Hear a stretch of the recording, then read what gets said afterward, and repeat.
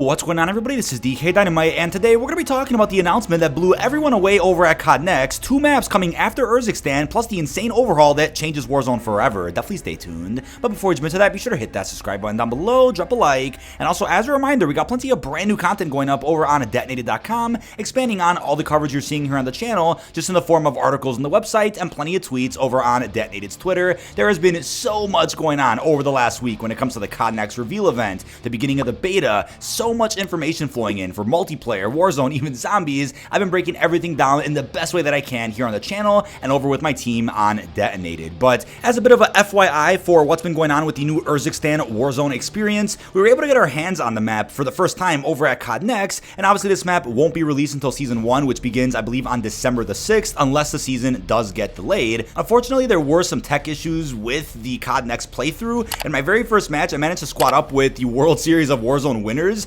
The match was turning out pretty good. I did a good little walkthrough of the new iteration of Warzone. It was a great recording until I ended up crashing. I still ended up posting that as like my first playthrough. That video is available here on the channel. And then after that, had some really weird luck with some other crashes, audio problems. I mean, it's an early build of the map, so can't complain about that. But finally, after all those issues were over, managed to get in a really good, solid gameplay here with Doug over for Modern Warzone. Hopefully enjoy that footage here in the background, because the map itself is really solid and might end up being people's favorite Warzone map when you compare it to all other previous maps we've gotten over the last couple of years. But while I was at Next, I managed to meet Timmons from Raven, who actually does run most of Warzone, and he's in charge of a lot of the gameplay decisions that go into the current iteration of the mode. Now, obviously, as he also made clear, Warzone is a very big collaborative effort amongst many studios, not just Raven, and especially not just him at the helm of all of it, but he's essentially the face of Warzone as of right now. And with that in mind, though, it took a lot of effort from every studio to make this new Warzone 3.0 experience possible. But to clarify, this isn't Warzone 3.0, it's just a new map being added into the existing Warzone application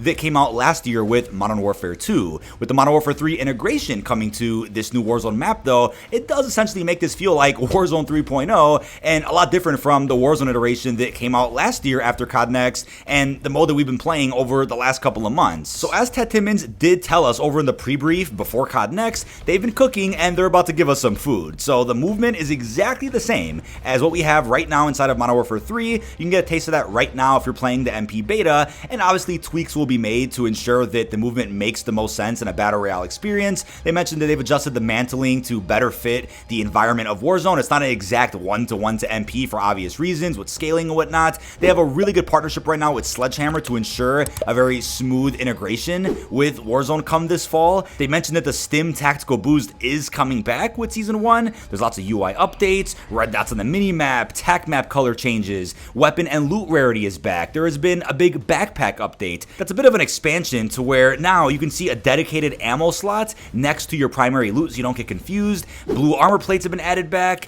Warzone's current quality of life will be carried forward day 1, including 150 core health. They've improved faster pacing with circle closing times and size rebalances. You now have gas mask manual equipping again, like we saw at the end of Caldera's life cycle. Tear gas grenades can be countered with gas masks moving forward, and players will now always have a pistol while swimming. Regardless of what your weapons are, if you have an AR and a sniper, if you go into the water, you'll get a pistol right in your hands, which is amazing for those out there that get stuck with those really weird final circles and they don't have a pistol equipped. Contracts are now easier to find with new rewards and even a new bounty. There's also a wealth of smaller changes across the board, with more to be revealed in Season 1's patch notes. We'll talk more about some changes later on in this video, but out of nowhere during the COD Next broadcast, something that us content creators were not briefed about the day before the event is the fact that both Rebirth and Fortune's Keep are returning. And I'm not just talking about Warzone Mobile, I'm talking about real Warzone on console and PC. Yes, the current Warzone application is set to receive Rebirth and Fortune's Keep. Now, it's funny because on stream, people out there in my chat were spamming Rebirth, and I'm like, oh yeah, Rebirth is coming to Warzone Mobile, which we all saw leaked gameplay of about a year ago, right? Everyone on the internet probably saw that, but they finally went ahead and announced that during COD Next, and we got briefed about it the day before, so I assumed you guys were talking about mobile, but no, I checked Call of Duty's Twitter while live at COD Next, and what do you know, both Rebirth and Fortune's Keep are coming back. The most short-lived Warzone map, Fortune's Keep especially, is going to make a return, which I'm happy about because the map played incredibly well. Something I actually told Warzone Mobile devs about while at the event was that I would hope vaulted Warzone maps, or just maps that got removed prematurely, could at least make their way onto mobile so that they could live on forever to some capacity and aren't just gone into the ether. So that was a suggestion I brought up, and they kind of gave me a smirk when I brought that up, and now I know why, because these maps are indeed returning into Warzone 2.0, or as I'm calling it here, Warzone 3.0. Now, it's being said that Fortune's Keep is coming in early 2024, while Rebirth is coming later in 2024. So with that in mind, here's what I'm thinking, right? We get Urzikstan with Season 1 as a part of the Modern Warfare 3 Warzone integration, and instead of seeing 1 or 2 more Resurgence maps added throughout the cycle, like we saw with Ashika and Vandal through MW2's life cycle, we'll just end up getting Rebirth and Fortune's Keep. Now, I'm not sure how narratively that could work. I mean, there was a storyline going on with present-day Rebirth Island that connected to kind of the Cold War story with Perseus and whatnot, so maybe they can follow up on that a little bit in the Modern Warfare 3 timeline. Sure, maybe they could just keep doing that. Not sure how Fortune's Keep would fit in, since that was tied more towards Vanguard, but I guess you could say Vanguard is still canon. These maps might just return for gameplay purposes, might not even be canon to the story for all we know, and nobody will really care. But I also think this would effectively get rid of either Ashika or Vandal, possibly both, by the end of 2024. I mean, I love Vandal, so hopefully that's not the case. That map also supports Battle Royale, so maybe not Vandal, but I would assume Ashika would probably get rotated out in the next, 6 to 9 months. It's totally plausible. Maybe just keep the map playable for DMZ as an optional download, but remove it for Resurgence, or they could just pull an Apex or other Battle Royales and just have it to where there's a map rotation every other day or something between the maps that you can play. Who knows how they're going to do it, but there's going to be a lot to look forward to when it comes to the maps that you can play BR and Resurgence on. Now, they already confirmed that with Season 1, here are the maps and modes available for Warzone. You're going to have Urzikstan, Ashika, and Vandal. No more Mazrah. It's unclear if that means it gets removed from DMZ. Maybe it won't. You're going to have Battle Royale, Resurgence, Plunder all being supported on those maps, or some of them at least, right? You're going to have obvious BR on Urzikstan and Vandal, Resurgence on Ashika and Vandal, but then Plunder will probably just be on Urzikstan if I had to guess. But then Ranked Play is coming in early 2024 and is being developed by Treyarch yet again. It'll probably just be a copy-paste from the Warzone Ranked we have right now, with some improvements and of course new rewards to earn every season. Now, what's also cool is I got my hands on Warzone Mobile for the first time while at COD Next. Managed to get my first win during my first match, dropped 23 kills over on Verdansk, and it's the same build of Warzone Mobile that's currently playable right now in select regions. But to everybody's surprise, Rebirth Island then became playable during COD Next for mobile players out there that were live streaming from iPhone 14s, and now Rebirth Island is also playable in select regions for those out there that have access to Warzone Mobile. Unfortunately, Warzone Mobile isn't set to release globally until spring of 2024. Kind of crazy to think about the fact that Warzone Mobile got revealed and gameplay was shown during the last COD Next for Modern Warfare 2, and we all thought that the game would come out by like spring of 2023 to coincide with the whole cross progression that was marketed with COD 2.0.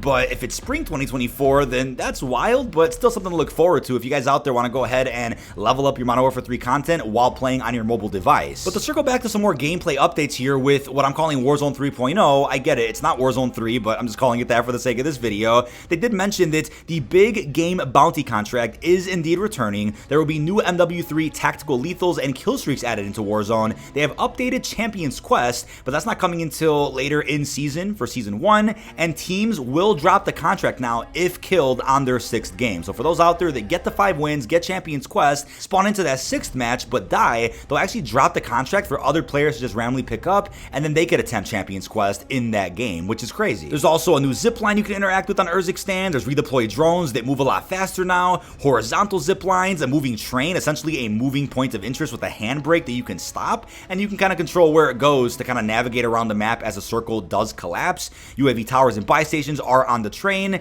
It's crazy. You can go forward and backwards with the train itself. There's also a brand new gulag, which is fairly simple in terms of its layout, you know, a good 1v1 3-lane type of experience, but there is an ascender hookup that replaces the flag in this gulag. If you guys out there just don't kill the other enemy, or if you just manage to smoke and get away quickly enough, you can just hook onto this ascender and escape, which will let you win the gulag instead of having to kill the other player. So that's a cool replacement of the flag. But they've also described new variations and essentially these public events through the gulag now. So every gulag that you get into with Urzikstan will feel like a different experience. There's also an NVG gulag that got added, and other variations that kind of offer different twists when it comes to the loot that you can find and the way the environment looks, which is pretty cool and keeps things spicy when you go into that 1v1. Now lastly, there's also new perk categories and just new perks all around. We have Shroud, which drops a smoke grenade when downed, Irradiated, move faster and take less damage in gas, Resolute, increases movement speed when damaged, and Ghost now requires movement to activate, which is massive. Combat Scout is also back, pings an enemy when hit with a bullet. With the addition of brand new perks coming later in Season 1. Timmons made a joke about Combat Scout, saying that that's one of his personal favorites, so that's why he ended up bringing it back here inside of new iteration of Warzone. But based on community feedback, let's see how long that actually stays in the game moving forward. But that is about it. This has been dkdynamite. Leave your thoughts down below in the comment section. Hopefully you guys enjoyed some brand new spicy gameplay of Urzikstan here in the MW3 integrated Warzone, which isn't coming out until Season 1. Let me know all your thoughts down below about the return of both Rebirth and Fortune's Keep inside of this application, as well as the brand new gameplay overhauls, which make the game feel like a completely new experience. Really hope you've enjoyed, and peace out, everybody.